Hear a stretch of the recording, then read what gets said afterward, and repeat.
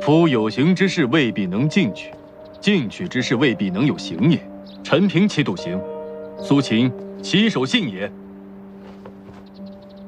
而陈平定汉业，苏秦既若焉。你说的那些君子，有几个能有这样的本事？是啊，臣弟说不过殿下。是啊，你只是说不过我。老四，你刚刚跟我说你累，你知不知道，父皇一天只能睡上2个半时辰，1年12个月，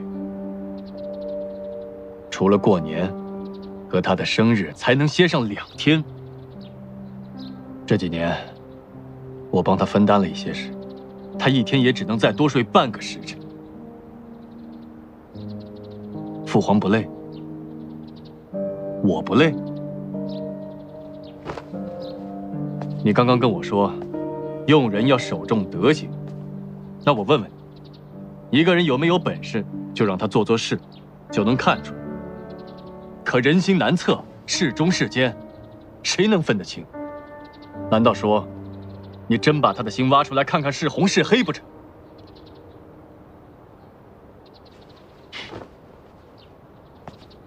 正宫有罪，无以万方；万方有罪，罪在正宫。天下的官员千千万万，你去翻一翻17史，3代以来，有哪一朝哪一代是真的能做到夜不闭户、路不拾遗的？话虽如此，我们也只能勉力去做。你累，和父皇比起来，哪怕和我比起来，你也配说累？不过是不许你退一门亲事，不过是挨了一顿打。你瞧瞧你的德行，像是被人打断了脊梁骨。你就这点出息，啊？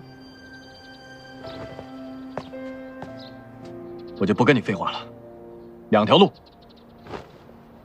要么你就在江南高于之地做一个逍遥的王爷，从此与徐家的婚事就此作罢。不过，你再也不要来南京了。大哥，要留下来，做我的得力臂助，做一个为大明戍守边疆的塞王。不过在这之前，你要先娶了徐家的女儿。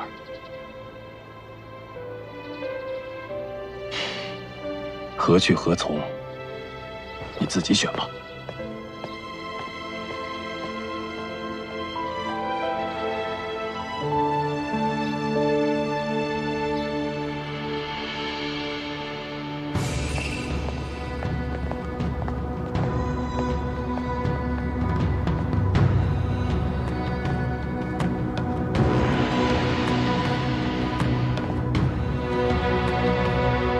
制曰：有之。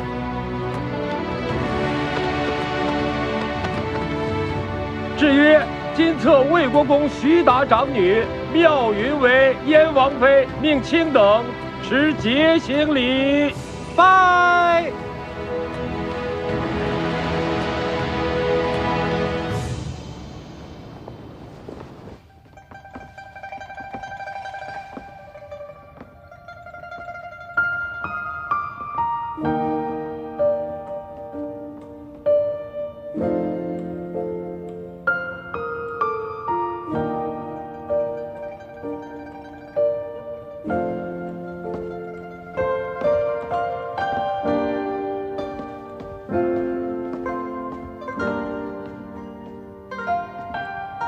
跪，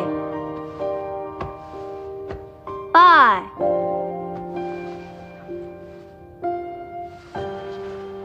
拜，拜，兴，有志，俯伏。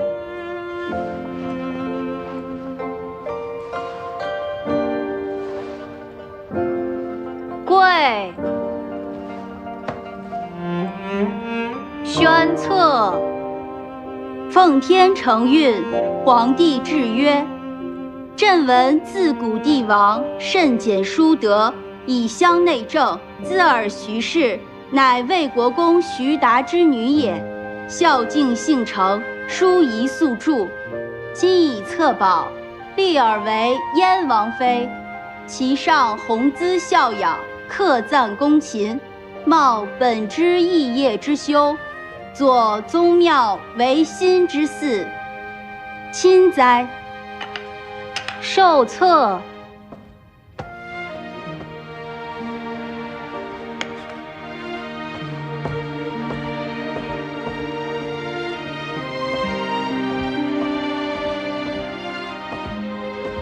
臣女徐妙云，谢陛下隆恩。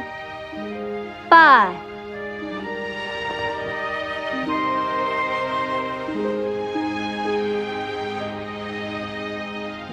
兴。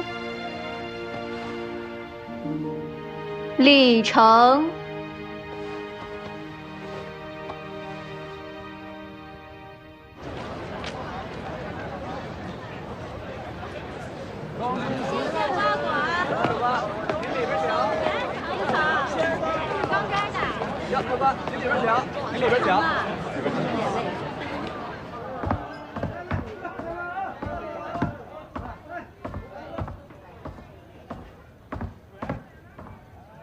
哎，永嘉侯，哎，来，这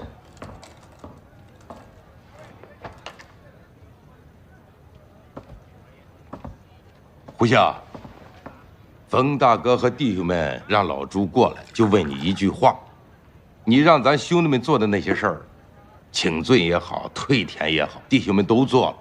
可你答应冯大哥和我们兄弟的事儿，啥时候才能兑现啊？那件事情还是要稍安勿躁啊。说。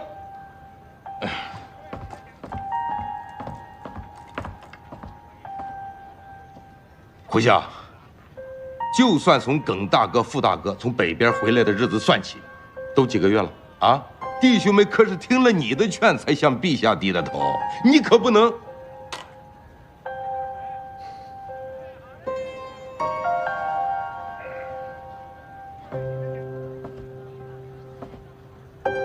永嘉侯，本相要是不提醒你们，你们敢向陛下不低头吗？我，哎，好，快落座，落座说。那可不一定啊。北边还有个王宝宝，南边、西边，陛下用得着我们兄弟的地方还多着呢。哎，胡相，永嘉侯，就凭你刚才这句话，涂大人就可以奏你一个挟公自傲、藐视朝纲之法。你少给我砸黑砖啊！老朱和弟兄们的爵位都是自己一刀一枪挣出来的。陛下要是打仗，离不开我们这帮老弟兄。永嘉侯，本相愿意跟你打一个赌，不出1年，陛下就会让3王就藩接掌军务。哎，永嘉侯，快落座，快落座。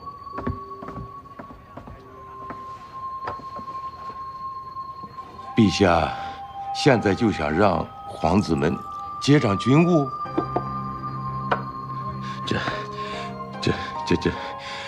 这可如何是好啊？这有什么如何是好啊？你回去以后，给宋国公和那些王侯带句话，一切事情稍安勿躁，陛下让你们怎么做，各位就怎么做。不出1年，本相答应过你们的事情，自然会兑现。胡相，您说这永嘉侯和宋国公他们会不会？你是担心他们怕了陛下，从今以后，什么事情都不敢做了，是吗？可毕竟皇上已经对他们不是网开一面了吗？网开一面？你觉得那面铁榜上有“初犯免罪”4个字，陛下对他们就会是高高的抬起，轻轻的放下。这，涂大人呐，你醒醒吧！陛下为什么贴出了一张铁榜？那上面写的是清清楚楚、明明白白，初犯免罪，可二犯、三犯，便要免官、削爵、流放、杀头。陛下这是在告诉天下的人，那些王公的免死铁券废了，这，不管用了。胡相，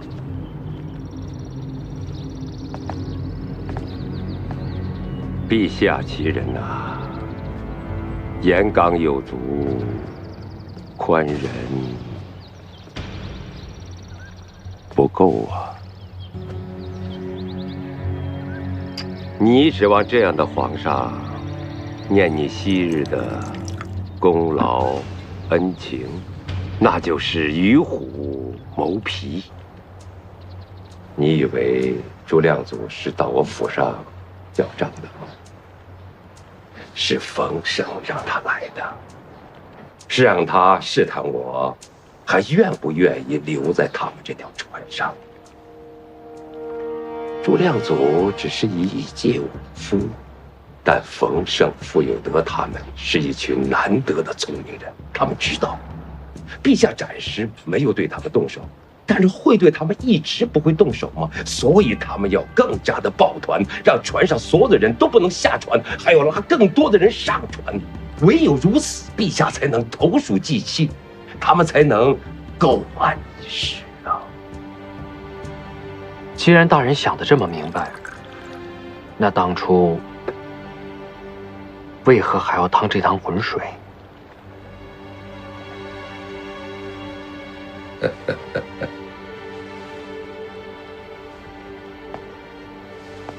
冯胜他们要自保，本相何尝不想自保啊？你们几个动作麻利点。哎，好，好了，小心点，来一块，把它摆齐了，走，慢点，用力，能不能小心点？慢慢，好，轻点放啊。把那边也弄一下，愣着干什么呀？进来呀！小心点，慢点。再往那边。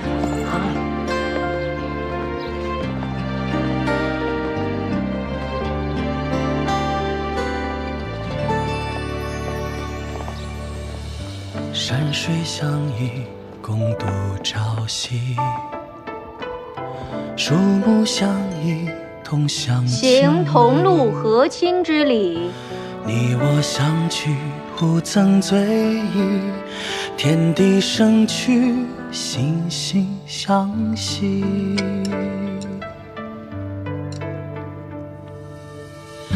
红颜故里，不羡鸳鸯甜蜜。明月独倾，不惧离愁寒意。孤军遨役，不愿终生叛离。知己难遇，孑然笑拥可期。昨夕落日留余晖，陪伴今朝也不美。你我同饮一江水，在每一个山顶相会。来日鸳鸯当会，复位，拜，你我必不醉不兴，在每一处风景拜，陶醉。兴，平身，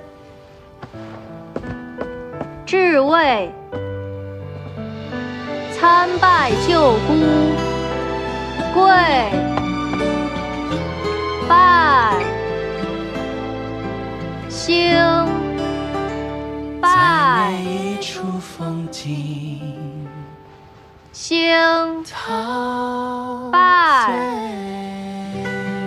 兴，敬敬早立，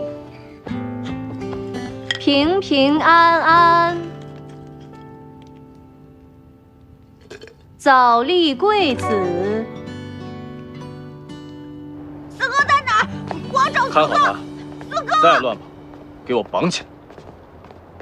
皇上驾到！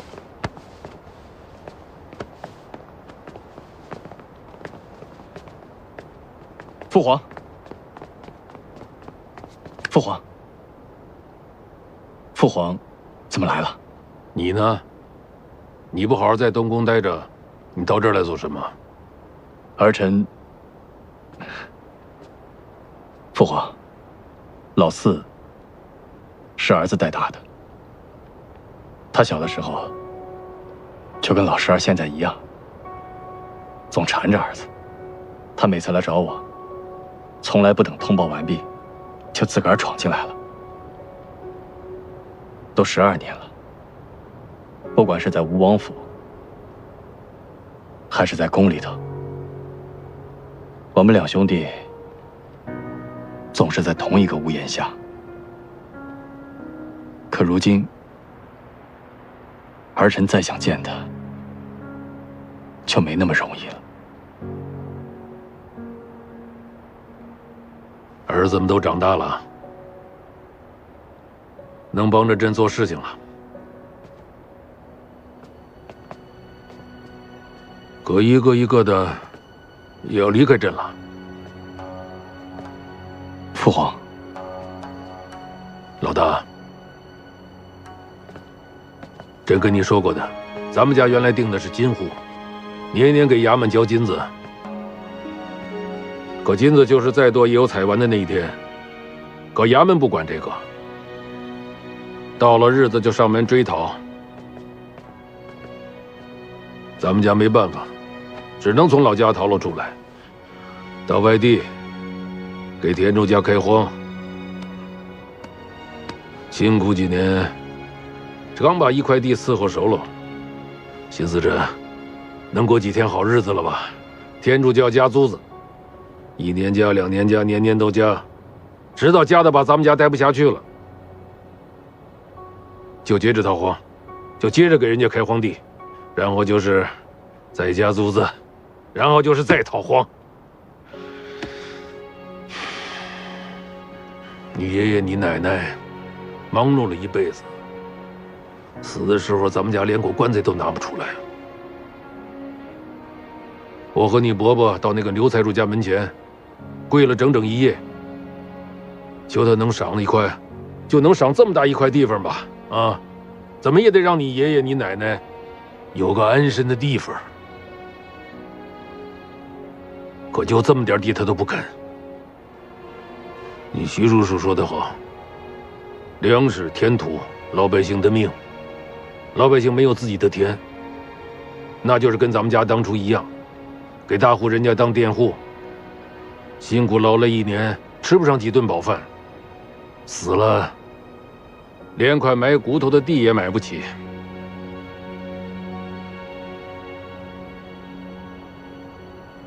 占了1户的地，就是害了1家的命。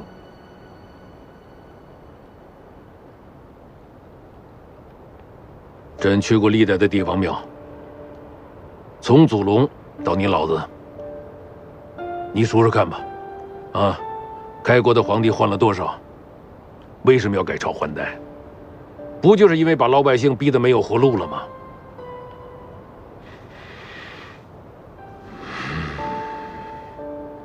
朕不想为难自己的老弟兄，可朕更不敢为难天下的老百姓，所以啊，朕就是再舍不得自己的儿子们，也得把他们丢出去，让他们看看民间的疾苦，也让他们知道什么叫守业不易，守成忧难。将来好帮着你守好这大明的江山。父皇，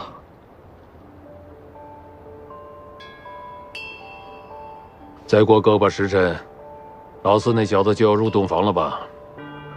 他做的那些事儿，我看这洞房没那么好圆。哼。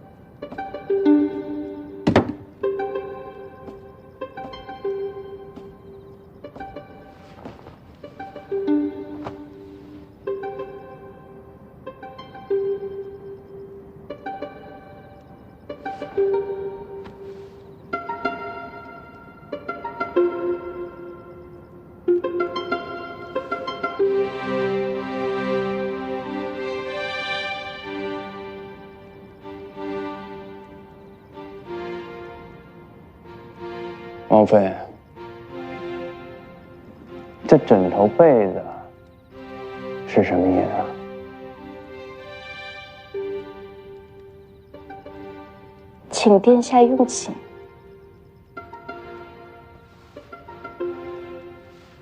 你让我睡地上？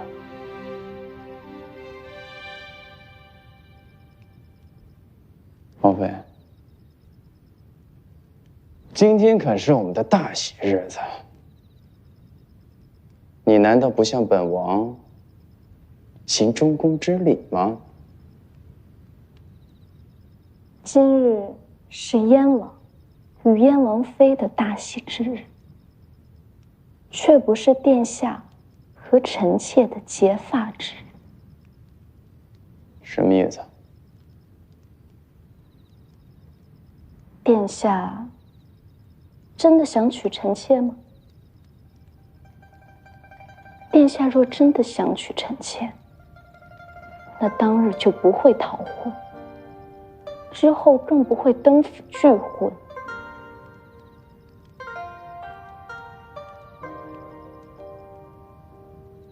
殿下娶臣妾，不过是因为殿下是大明的皇子亲王，必须迎娶陛下被殿下选定的王妃。殿下自己又何尝曾把臣妾当成过自己的妻子呢？所以你才让我睡地上。既然殿下根本就没有把臣妾当成自己的妻子，那臣妾自然也不必把殿下当成自己的丈夫。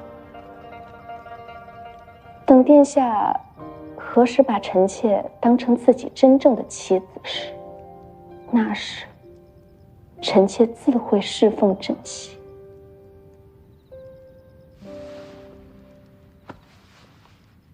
要是我不答应，那臣妾便只能怪自己看错了人了。殿下若是要用强，那臣妾也毫无办法。毕竟这里不是玄武湖的中军大帐，打不了殿下40大棍。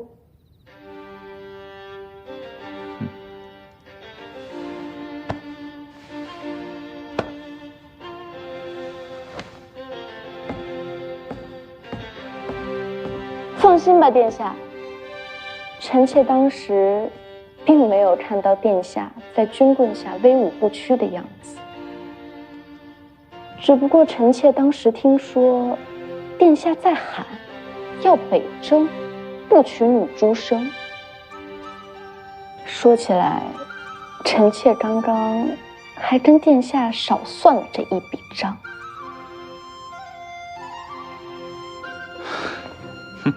对，军棍，没错，我承认，我是逃了婚，没错。可大将军，啊不，岳丈大人，也打了我40军棍，这事儿算扯平了。殿下是欺臣妾无知吗？臣妾没记错的话，殿下挨那40军棍，是打的冒名投军之罪吧？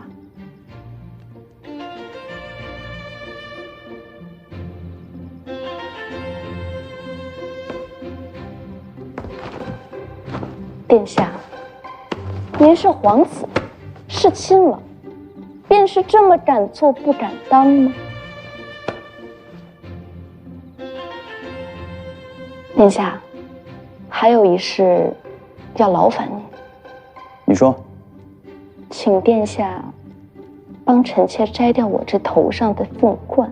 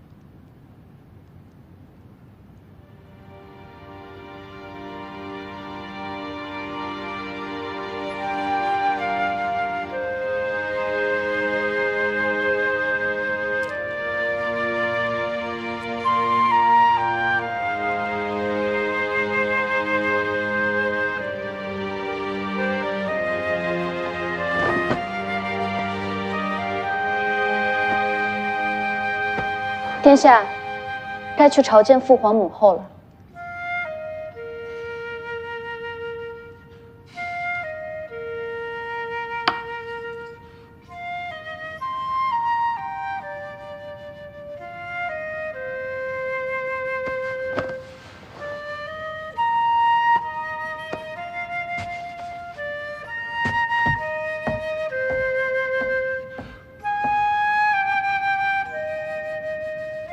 请殿下更衣。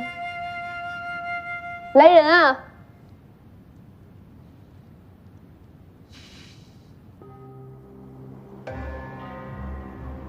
奉天承运，皇帝制曰：北元虎视，寄于朔方。北平天下所悦，兵家必争之地也。今令魏国公徐达出镇北平，择日启程。令秦、晋、燕三王赴凤阳演武，以备就藩。凤阳龙兴之地，今哀鸿遍野，怨声载道，朕之痛甚。令御史中丞屠杰赴凤阳，主持勋贵清退田产之事，以正视听，亲哉！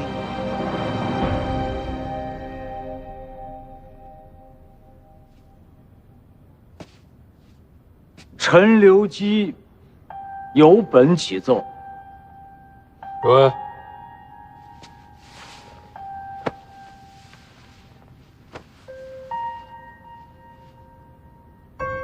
启禀陛下，臣缠绵病榻，久不理事，不能替陛下分忧，此乃臣之不孝。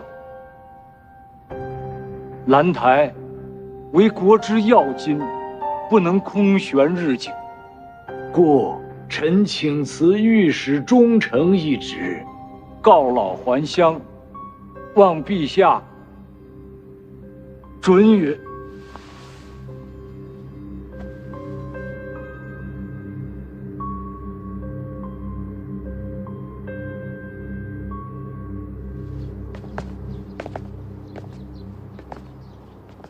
朕当年倾力招揽的4位浙东夫子，叶琛先生走得最早，张毅先生洪武2年去世，宋濂先生头几年就养老归乡了。如今，刘夫子也要走了。父皇，老大在。你和老四替朕跑一趟诚义伯府，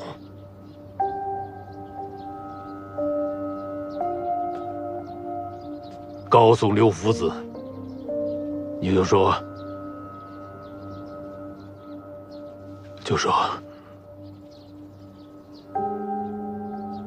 朕谢谢他。儿臣领旨。太子殿下，哎，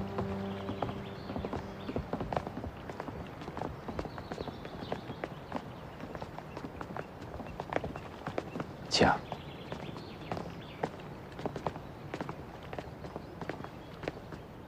请。好。太子殿下，我知府里面日日煎药，满是妖气，怕不恭敬，我们就在这里说话吧。好。太子殿下、燕王殿下，请。请。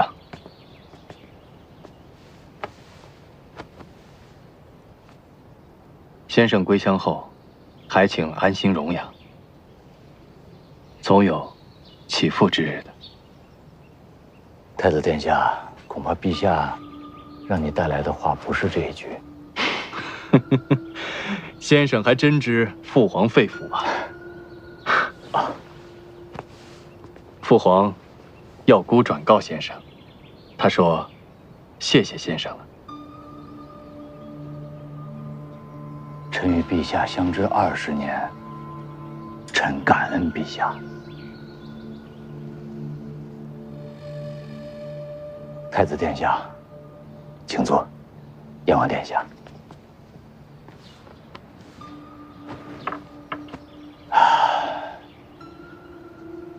下面的话是老臣要跟太子殿下说的。先生请讲。陛下以为国之根本是民，臣不敢妄议。然司马氏善待读书人，衣冠南渡之后，才得以存半壁江山。赵宋养士100年，靖康之难之后，国脉才得以延续。所以臣以为，士大夫、读书人，这才是国之根本啊！多谢夫子提点，孤一定谨记。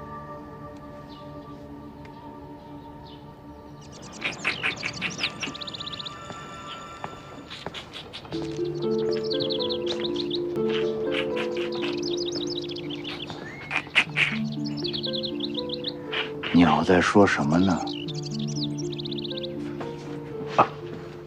阿弥陀佛，天下太平。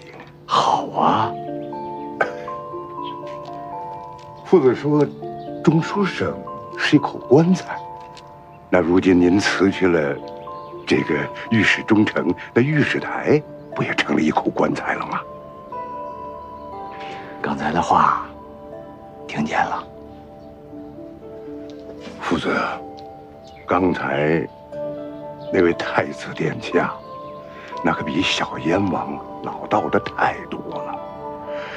当今皇帝后继有人呐。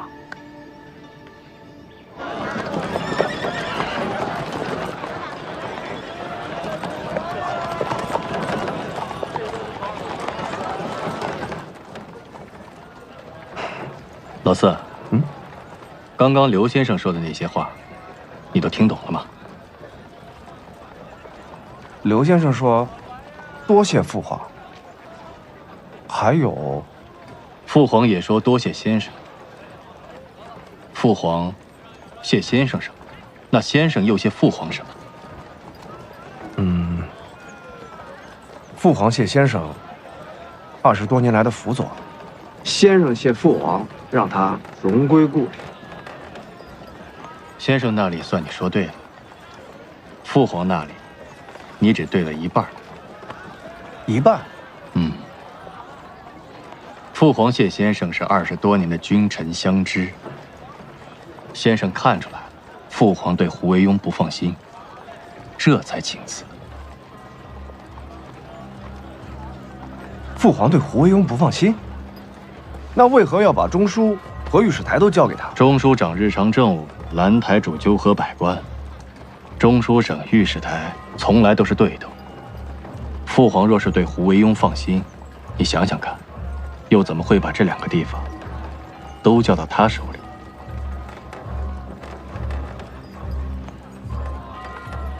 父皇想知道胡惟庸是个什么心肝？正是如此，所以父皇才拔擢了屠杰为御史中丞，还让他去主持清退田亩一事。可御史中丞向来都是2人，若先生还在御史台，不管是屠杰还是胡惟庸，都会有几分忌惮。所以先生才在这个时候提出请辞。父皇怕也只有这个时候才会准先生请辞。这么说话，累不累？是累，老四。你要记住，所谓察其言，观其行，察其言可比观其行难上太多。有时候他想告诉你的，恰恰是他没有说出口；有时候他跟你说的，恰恰是他希望你以为事情就是这样。太累了，大哥。父皇这些年都是这么过的。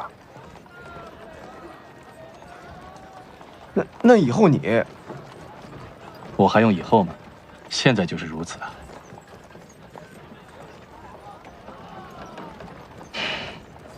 哎呀，还好我不用当皇帝，要不然以后光猜这些就得累死个人。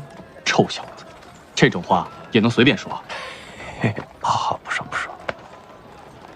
对了，还有一件事差点忘了跟你说，开春了，过上几天随姑出城，踏青去。踏青？嗯。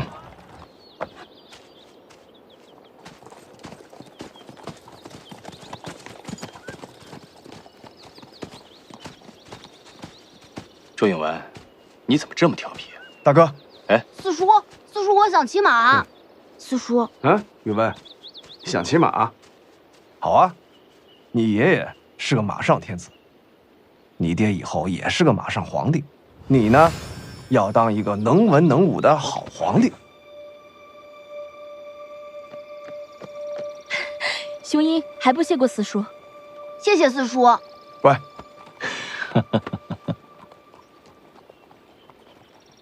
怎么，允文，你也想骑马？嗯。好啊，允文，想骑马跟四叔走，四叔带你骑马。好。走，别老整天读书，以后啊，又要骑马又得读书，长大了好好辅佐你大哥。嗯。殿下，殿下，允文身子骨太弱了，并且他生性喜静，这……你就让他随四弟去吧。有时候不光只是读书，熟悉一下兵士马术也是好的，啊。嗯。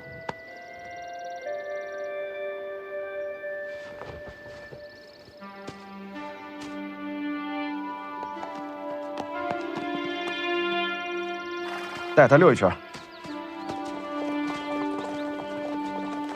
把背挺起来。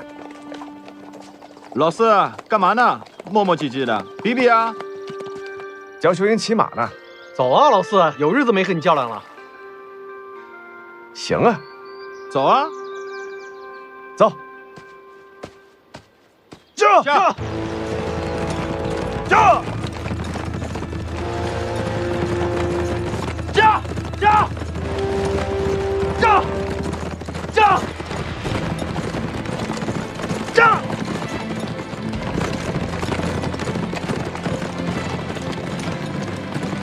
驾！驾！驾！驾！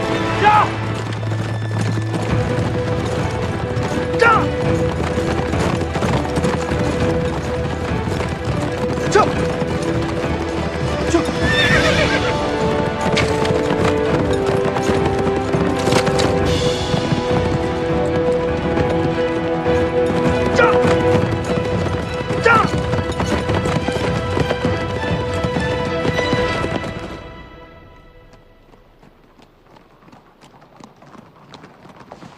大哥，这老四也是一时心急，我们派人过去找到田主，陪他不就完了吗？你懂什么？争强好胜，马大青苗，这是小事吗？唉，锄禾日当午，汗滴禾下土。谁知盘中餐，粒粒皆辛苦啊！回宫。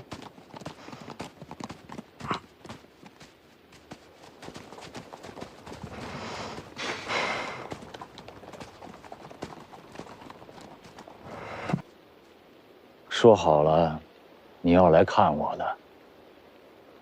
可我现在还没回到青田老家，你就要先跑了。去哪儿啊？凤阳。凤阳。夫子啊，朱皇帝的经比和尚念得好啊。和尚要去皇觉寺挂单，再好好修修佛力。还是不死心啊！我不劝你了，我也劝不动你。此地一别，我祝你心想事不成。多谢夫子吉言啊！夫子也多多保重，就此告别。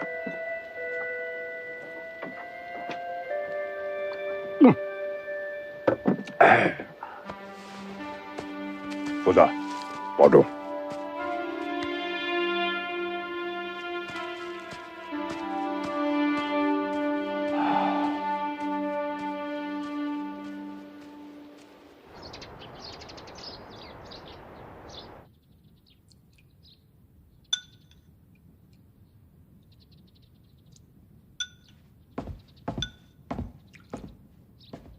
快洗手。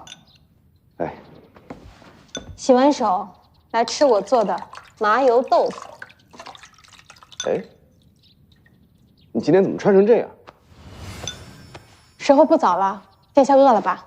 快过来吃饭。好。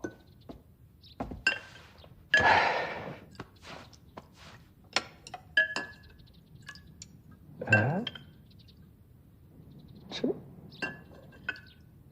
今天这菜怎么都这么素呀？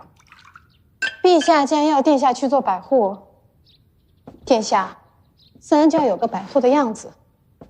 至于臣妾，殿下是亲王，臣妾便是王妃。殿下如今是百户，那臣妾就是殿下的百户妻。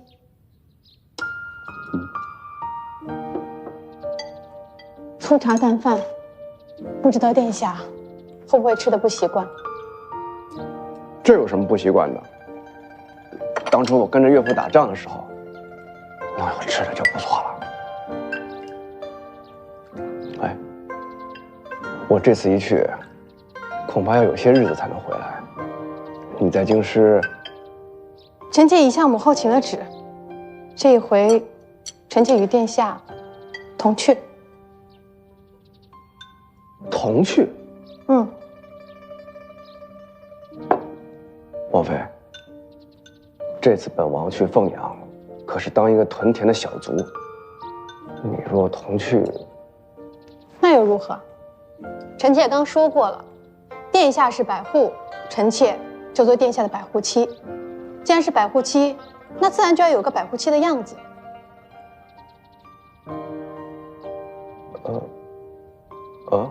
殿下是不是有什么不得已的苦衷？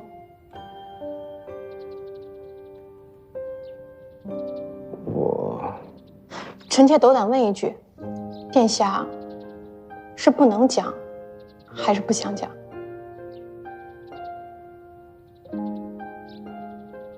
不能。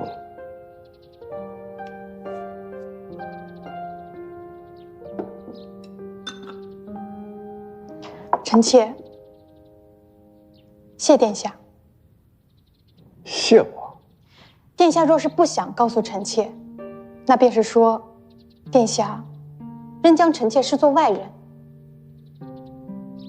殿下若是不能讲，那便是说，殿下已将臣妾视作自己的妻子。臣妾敏感无内。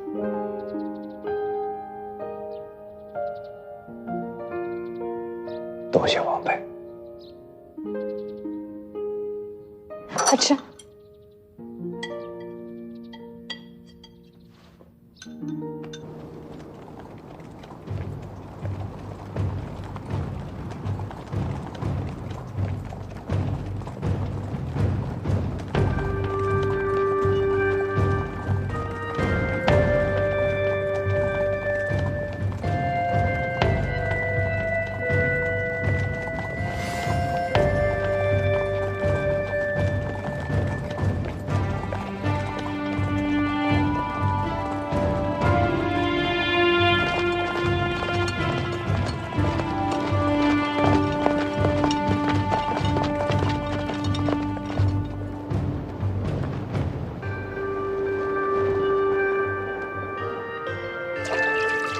找我！哎，大人，这是你们百户所新来的百户朱四郎，你还跟原来一样，接着当你的总旗。大人，之前不是说好了吗？我要生是百户的。你哪来那么多废话？该干嘛干嘛去。初来乍到，张总旗。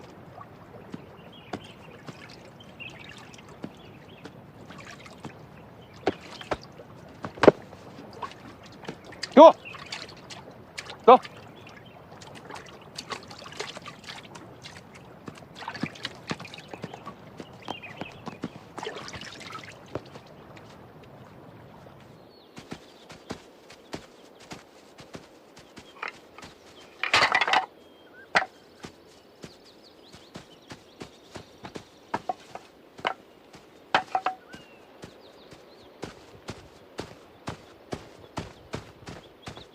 请问这位兄台，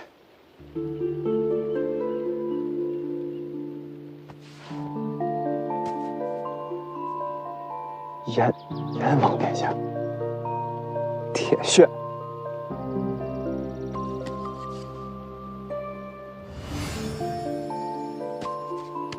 仅于亲军都指挥使司，是百户，丰阳府怀远县知县铁铉，参见指挥副使。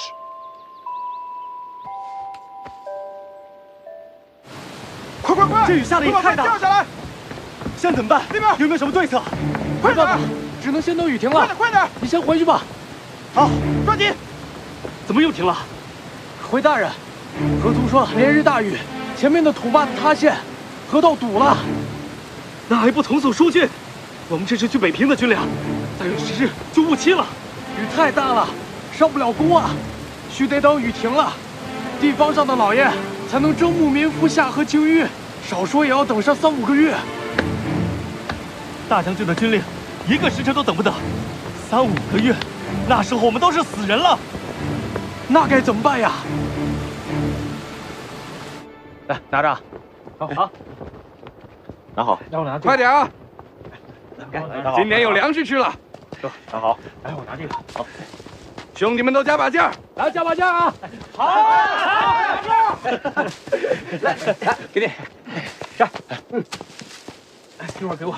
等这批粮食今天入了库，这个冬天我们就不愁粮食吃了。加把劲儿啊！动手快点！来。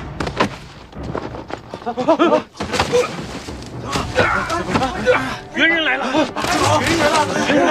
快跑！快跑！快跑！快跑！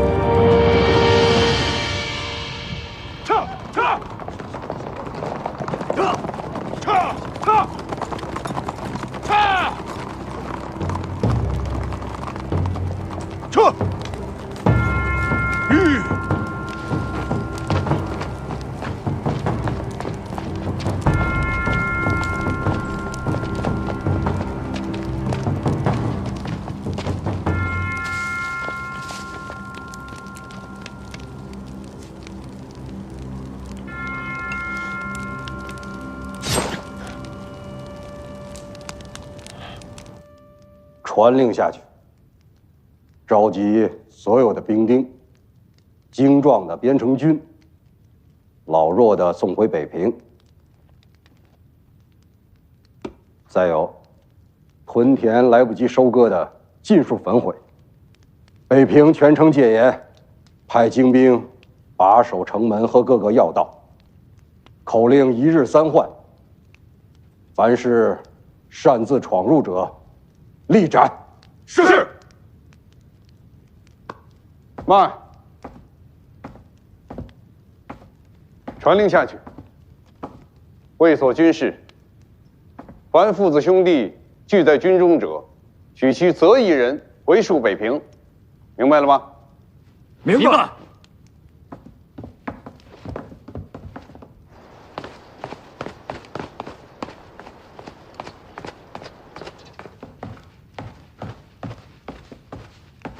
将军，大将军，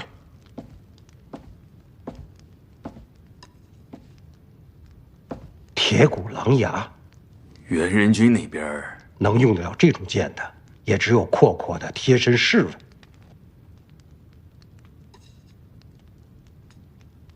走。撤！撤！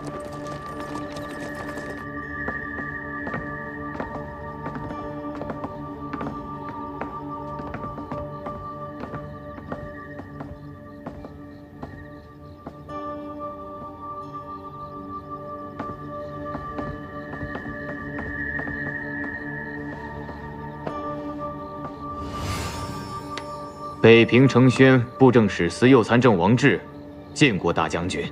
免礼。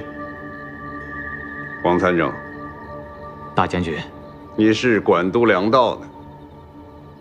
本将军问你，这城里的粮食还够支撑几个月？回大将军，若按诸位3分戍守、7分屯田的规矩，原本还够6月之用。如今袁人进犯，按照大将军的军令，已有数万屯兵改为戍卒，日常衣食都得按战时备用。要是漕粮再运不过来，再过3个月，城中仓廪就要见底了。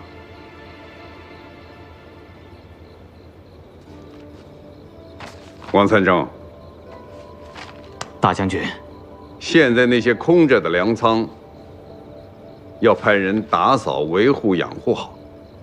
不要因为没有粮食就把它荒废了。过些日子，南边的粮食就到了。如果粮仓出现纰漏，本帅可要唯你是问了。是。可，大将军，南边的粮食漕运不是断了吗？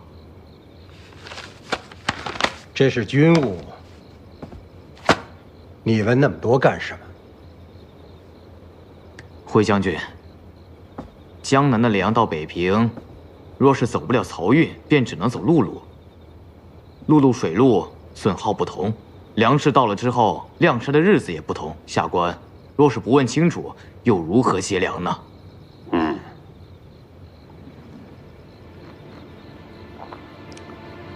朝廷下诏了。令山东、河南数省改由陆路运粮食，2月之内，南边的粮食就到了。你们这边就照此安排吧。是。给陛下上奏表吧。上奏表。是啊。昨天咱们刚刚说了。2个月之内就有粮食过来，缺了那么大的牛皮，咱又圆不了，那不只能求救于陛下了。等等，徐天德，你少咱们的，空口画大饼的那是你，这事儿你少给我扯去。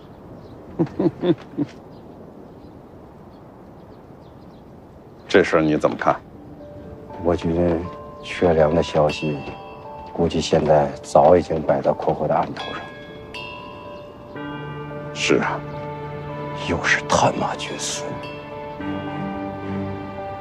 不清楚，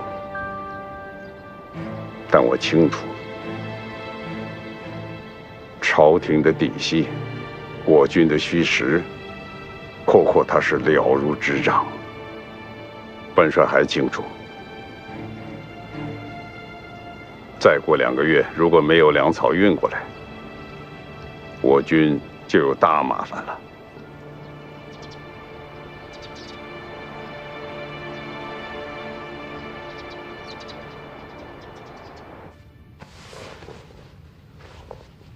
陛下要孤今日过来，就是想问问诸位，北平的军粮什么时候才能运上去？禀殿下，朝廷刚经历了一场大战，勋贵们亏空的粮食也被陛下赏给了当地的百姓，再加上豁免钱粮，户部的20所粮仓已有15所见了底。刚刚运往北平国库的那一批粮食，已是京仓的最后一批存粮，朝廷一时半会儿拿不出粮食了。苏松那边，忽下天下财富半出苏松，江南的税赋原本就重，既要贴补军屯，又要支应军需，那儿又是张士诚的旧地，如果再加赋，百姓……运河呢？运河疏浚的怎么样了？禀殿下，运河淤塞已非一日，胡相10日前便已颁令，将送往北平的军粮改为赈粮，就地募集民夫，疏浚河道。可就算把所有的粮食都拿上，所募集的民工不过2万人，而要全部疏浚，当不下5万。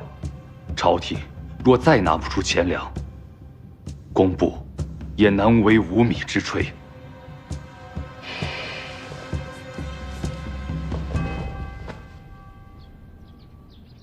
王妃之前交代，说是平日里用的铜镜坏了，让我们留心。若是有上好的铜镜，便收了盛进来，请王妃品鉴。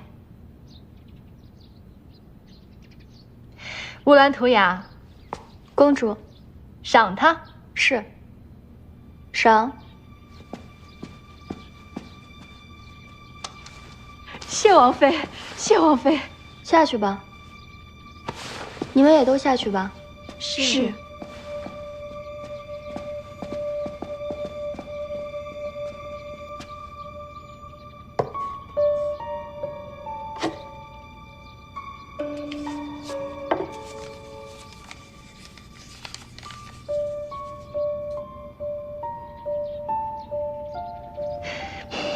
一番心血，总算没有白费。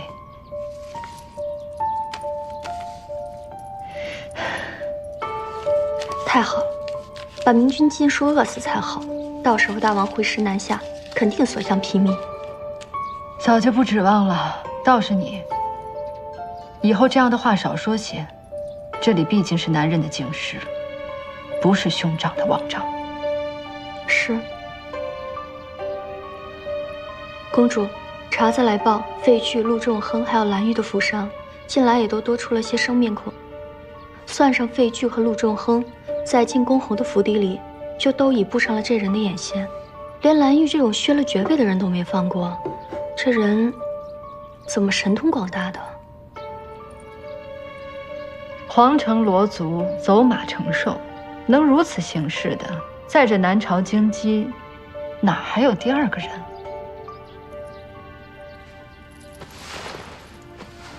进宫。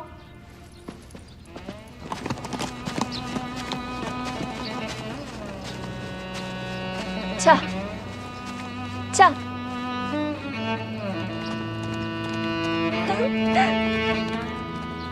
海别。有宋一代，皇城司就素遭诟病，宫禁宿卫，刺探监察，权柄之重，臣僚侧目。你听说过检校吗？检校，你不知道也不奇怪，那是朱皇帝的探子团，咱们探马军司多年来的老对头。外则广布耳目刺探群雄，内则窥视百官察人阴私。朱皇帝几年前赐死的那个杨宪，当年便是检校的首脑。当年，那现在呢？朱皇帝登基前就把检校裁撤了。要当皇帝了，多少要比打天下时更在乎名声些。姑姑的意思是，朱皇帝是重设了检校。皇帝最不忍欺瞒。皇城司再糜烂残刻，也从未见废。懦弱如赵家天子尚且如此，更何况当今在上。朱重八从来就不是个对大臣放得下心的皇帝。那姑姑打算怎么做？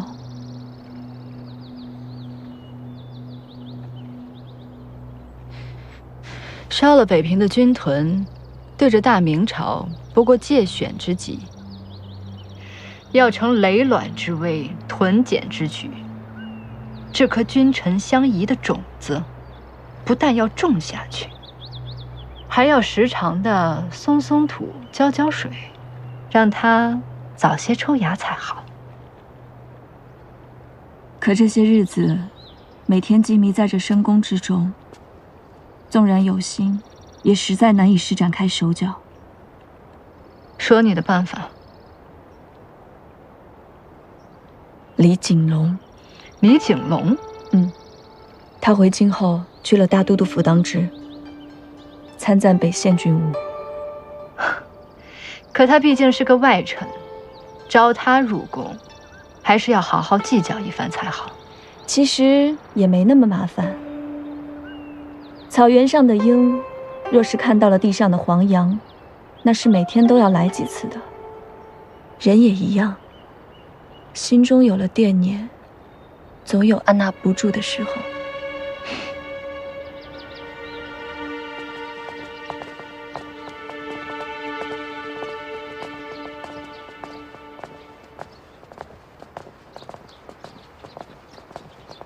妹妹，见过姐姐。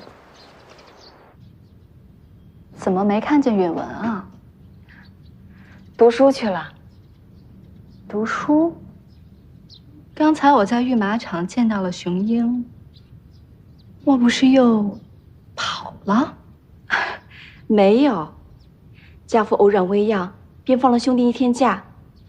可也不能这么便宜了宇文呐。妹妹，秦王殿下那儿近来可有信来？信倒是常来，可那话说得越来越不像话了。怎么？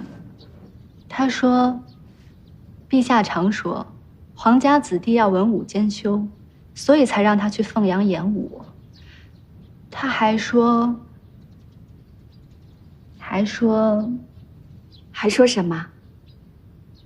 他说，等将来我们有了子嗣，可一定要给他找个好的教育，千万不能被那些功臣子弟给比下去了。功臣子弟？曹国公世子李景龙文武兼资，是公侯里公认的新一代将种，又是咱们家里人。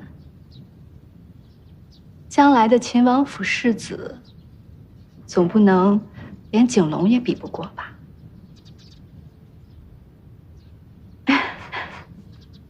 妹妹，快喝茶。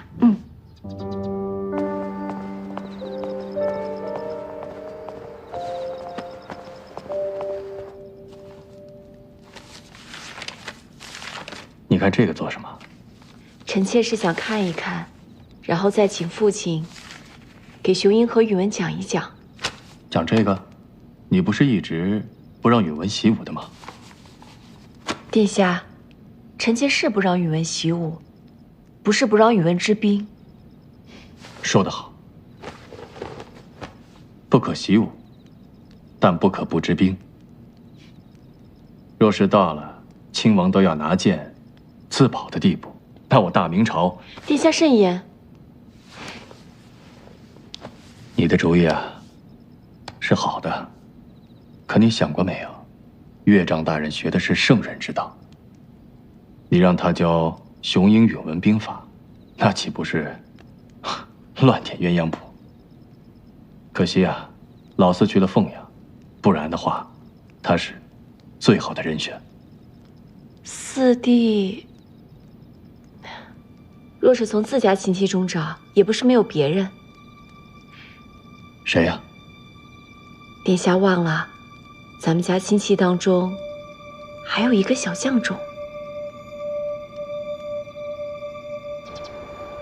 太子令，古之师道，莫难言师。天子之师，尤为甚之。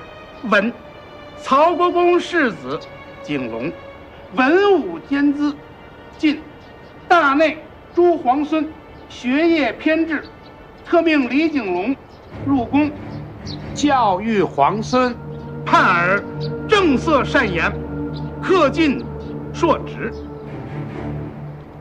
臣李景龙接令，谢太子殿下。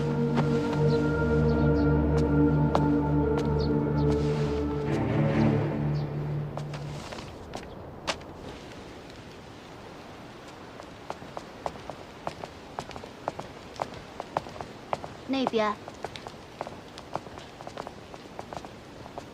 那边，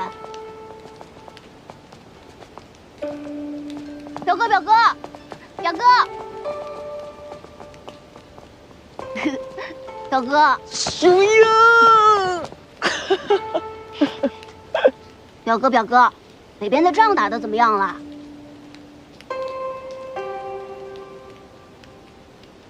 北边的仗啊，打得可精彩了。想听的话，回头表哥慢慢跟你说。现在就说嘛。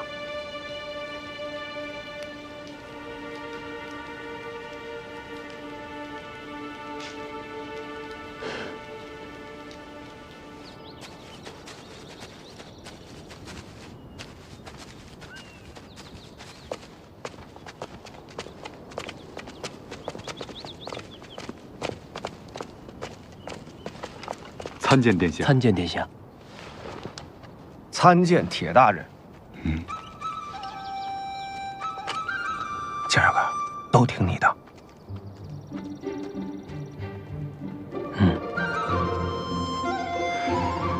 大人请。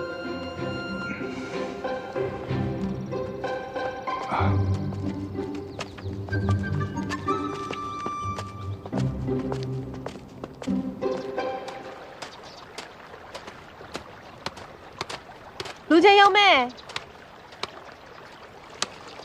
是朱家妹子呀！快来，快来！哎，来了。大妹，哎，卢家幺妹怎么了？大妹，你快回来！还能怎么啦？有心事呗。快回来！你说这幺妹和张武本来好好的，要说这张武也是，本来要升百户了，却让人给顶了。又说梦话，百户是你说说就能做的？张武要做了百户，这婚事啊，可就没这么多波折了。你们听说了吗？年前呐，皇帝老子那些勋贵圈田占地，卢家老爹气不过，还要去应天告御状呢。可不曾想，竟折在半路了。哎，那跟幺妹和张武合适啊？你到底怎么想的？看上张武的是卢家老爹，如今卢家是老大做了长辈，他能给咱们现在田地清还，卢家老大就是想用幺妹换几亩肥田。虽说是幺妹有情，张武有意，这就叫棒打鸳鸯。可怜呐！陈一九，在。清还西陇2亩肥田。谢大人。张百六，在。清还东陇4亩1分减田铁搭2凤。谢大人。邱长武，在。代理里长，楼车更犁悉数点清，辅更的黄牛莫要挑选啊！草民谢大人。朱四郎，在。拿着单据，带着他们去领东西。是。草民谢大人。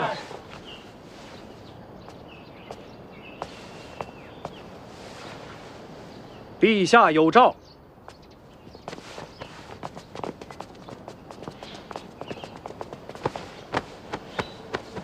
奉天承运，皇帝诏曰：尔等去了凤阳，将那勋贵霸占的田亩一一拨还百姓，寻不到原主的，交给那移民屯垦；若还有余，就拨给朕的军士。勋贵们欠的税，都着他们补足了，拿来给朕家乡的百姓。凤阳的钱粮，豁免3年，布告中外，闲时语文。臣等领旨，陛下万岁万岁万万岁！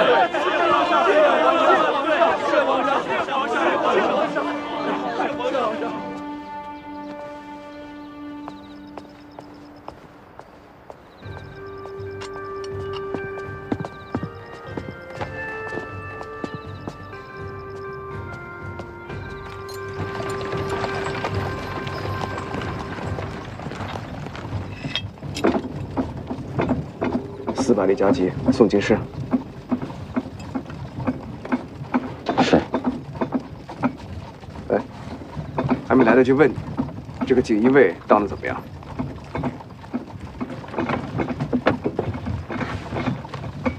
回殿下，非常之事用非常之法，锦衣卫之胜，绝非正途。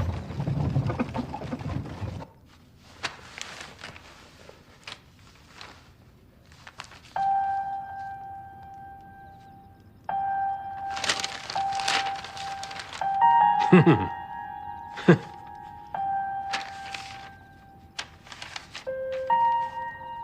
好啊，打着各种旗号，在暗地里置产业，还有养娈童的。若不是设了这个锦衣卫，朕还真没想到，朕的这些大臣，在朕的眼皮子底下，哼！竟还搞出了这么多的花样来。父皇，非常之时可用非常之法。可这个锦衣卫，即便是父皇将来不裁撤，儿臣迟早会把它撤掉的。朝廷自有朝廷的理智，天下也自有天下的法度。小子。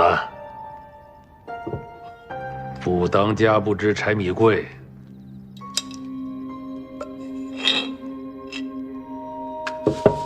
这话你留着吧。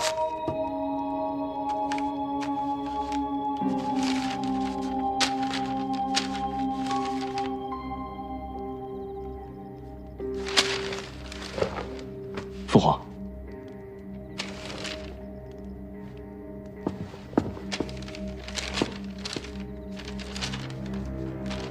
永嘉后，朱亮祖父子敢私通阔阔，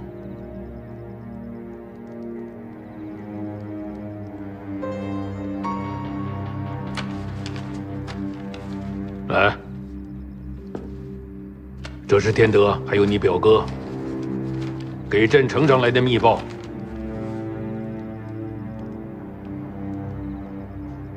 还说锦衣卫无用吗？看看吧，这就是朕的功臣。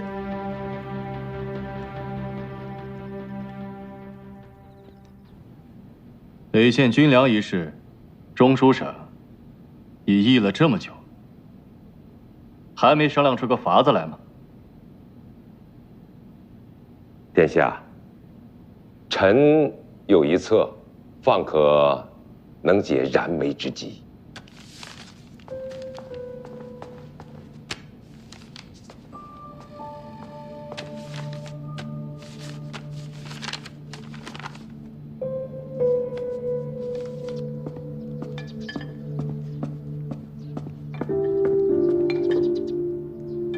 就是用盐换粮食，让商人们把粮食运到天德那儿，拿粮食换盐引，再回来换盐。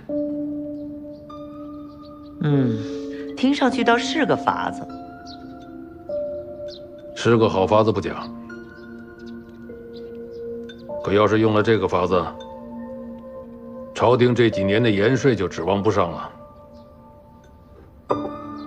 你说今后难免有个天灾啊，有个兵祸，朝廷该怎么办？就用这个法子吧。你想想啊，人家的孩子在边塞，为了老朱家的江山，拎着脑袋拼杀，老朱家万万没有让人饿肚子的道理。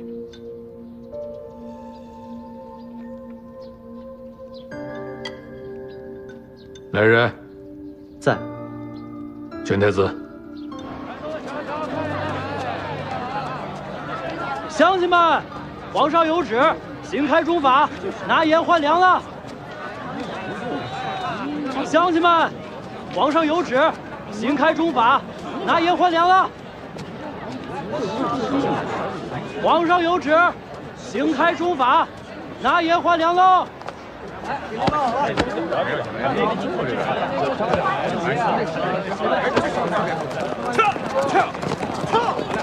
我拿个那个。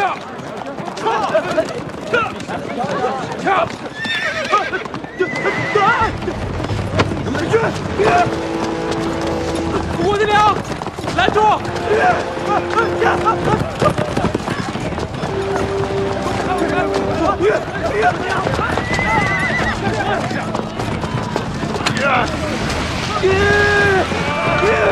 夫人小心！让开！把我拦住！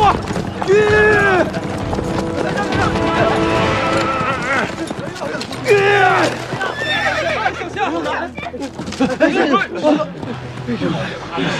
这个人可真厉害！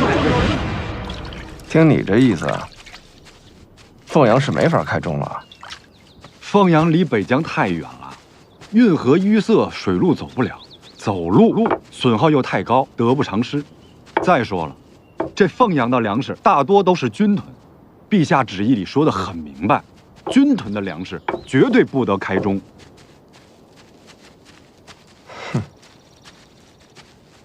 朝廷的岁数，光是两淮的盐税就占了20%。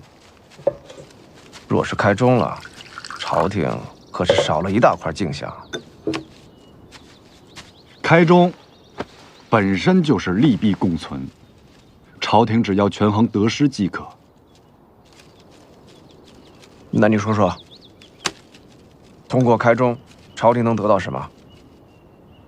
边疆静宁。哦，殿下，朝廷为何要开中？一句话，北县缺粮。这开中之后，北县我军补给充足，以魏国公之能，诚敢断言，不消1年，必得大捷。好啊！哎，没想到你现在也精通识货之术。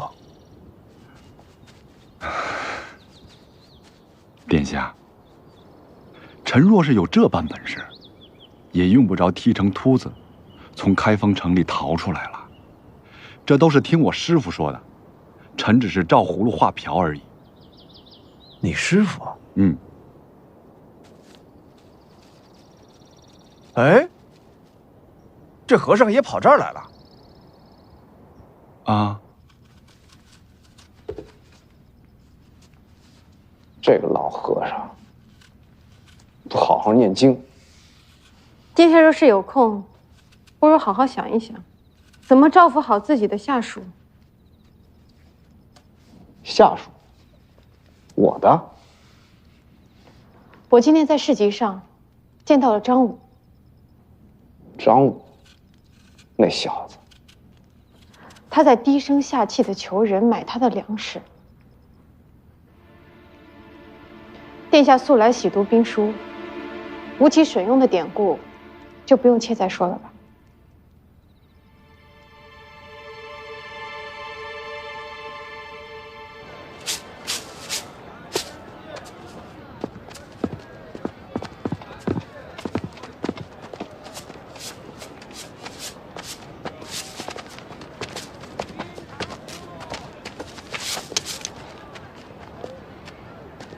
哟，这不是咱百户大人吗？有何贵干呢？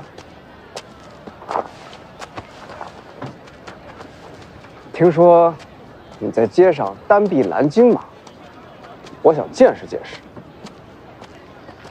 小的只是一介草民，哪敢冒犯上官，还请百户大人恕罪。你若赢了，这就归你。